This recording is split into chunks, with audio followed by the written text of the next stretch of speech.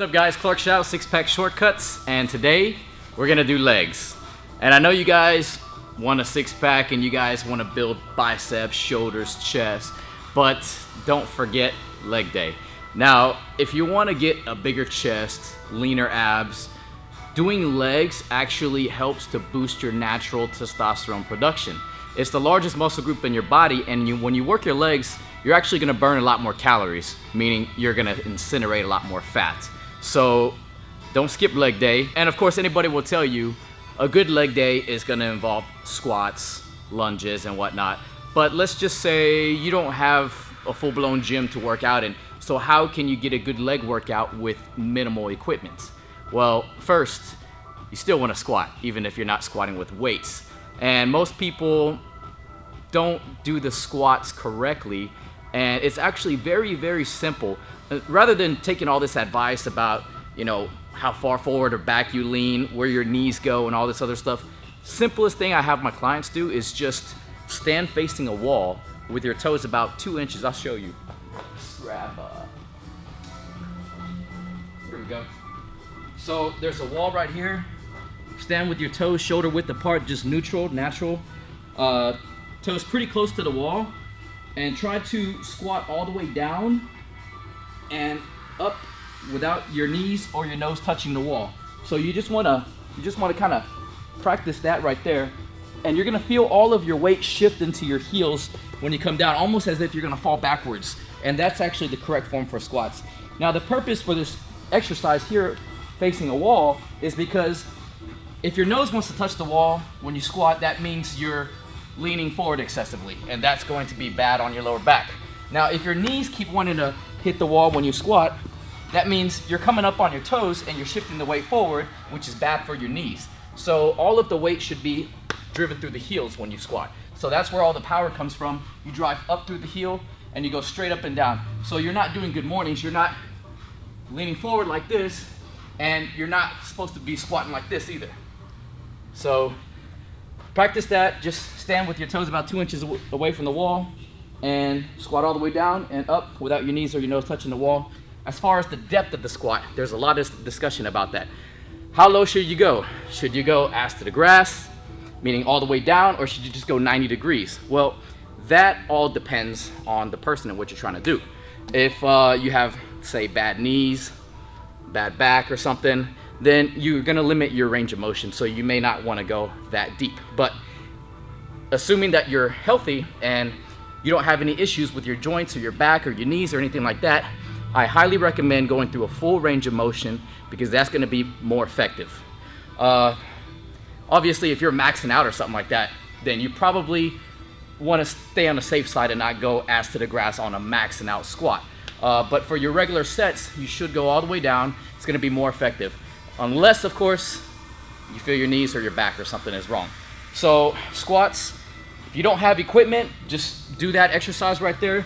Come down as low as you can, all the way down and all the way up, and just try to get, say about, depending on your body weight and your physical condition, say maybe 20 to 30, and that should really get you a good burn on your quads. And then if you have any kind of stable chair or bench or something around the house, you can do step-ups as well. So you're just going to place one foot on the bench or chair or whatever you have, and you're just going to step up and back down. You don't have to place your other foot on the bench. All you're doing is extending this leg straight and back down. So this exercise actually works on your balance and stability as well too. And again, I'm driving through my heels.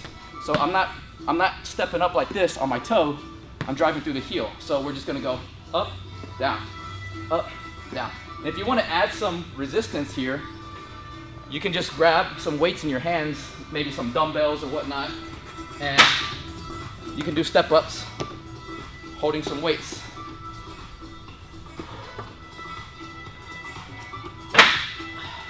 One word of advice on the step-ups is, on your descent, you want to cushion that land, because it's typically not the leg that you're working where you hurt the knee on these.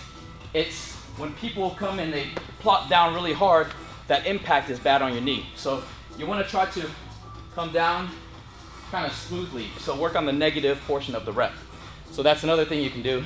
And of course, lunges. You can do lunges anywhere. When you lunge, you want to take a pretty big stride. You're going to strike the heel with the ground with your heel, and you're going to drive up through that heel. So a proper lunge strikes the ground with the heel, and you're driving up through that heel. So you're not coming up on this toe like this. So when you lunge, drive up through that heel, come down, drive up through that heel. And you can pause between your reps, or you can go right into the next one. I personally don't like to stop and do lunges like this. I like to go right into the next one because it kind of creates somewhat of a plyometric effect because of that motion. So when you're coming right into the next one, that coming down creates kind of a plyometric effect. So I find that to be a little bit more effective. So you got squats, step ups, lunges, and those will hit your quads and glutes. And as far as your hamstrings go, minimal equipment, just lie flat on the ground. Show you guys something you can do that'll really hit your hammies.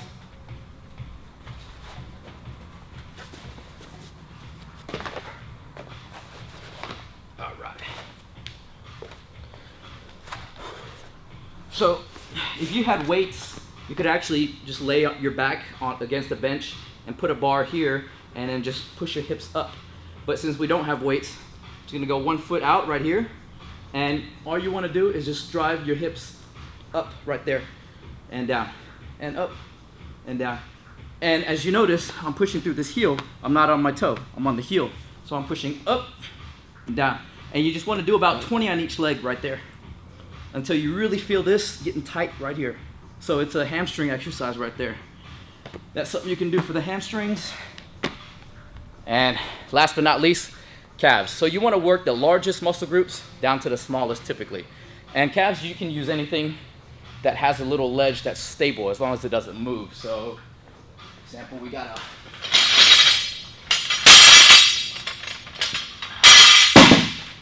So we got a plate right here.